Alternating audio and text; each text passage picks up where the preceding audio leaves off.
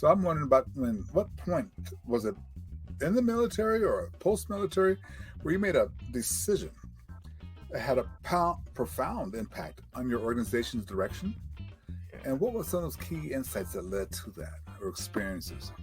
If you're paying attention, you're going to grab some clues. People Yeah. are going to say, "Hey, Glenn, that's amazing. How many people have you told this? Or do you share this? Mm, Can you tell my team, organization, event the same thing you just said? Because man, that just hit me. And I understand it differently."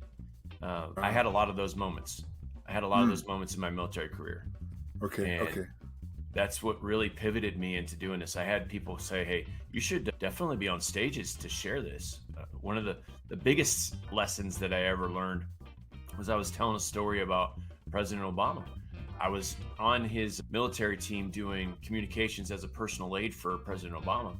And so that made me right on the sidelines of history, made me be right there. And I got to see a lot of the things that he did. And one of the stories that I used to tell people that were coming up behind me was, "Hey, when you're there, take it all in, because it's Oh, definitely something you can see change and transform." And the story I always told them, and it got me on a national stage, right, was right, right. President Obama was walking into a room, and I went in there before him, and there was a man in a wheelchair.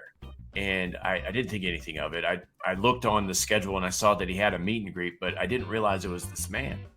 And when the president walked in, he said to this man, he goes, "Hello, young man." And immediately this guy's shoulders, they just rocked back, and he put his Oh, chest out, and the wrinkles that were on his face disappeared and were replaced by this giant smile.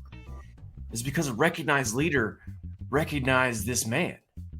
And you don't have to be the president of the United States to have that impact. And that's what I used to tell people. I'm like, you coming in and saying something positive changes the environment, because if you're an actual leader, they're listening.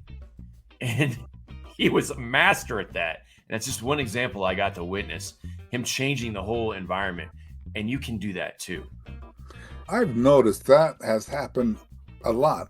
And I had a guest a couple of weeks ago who was saying basically, if you went out and practice as a leader, Yeah.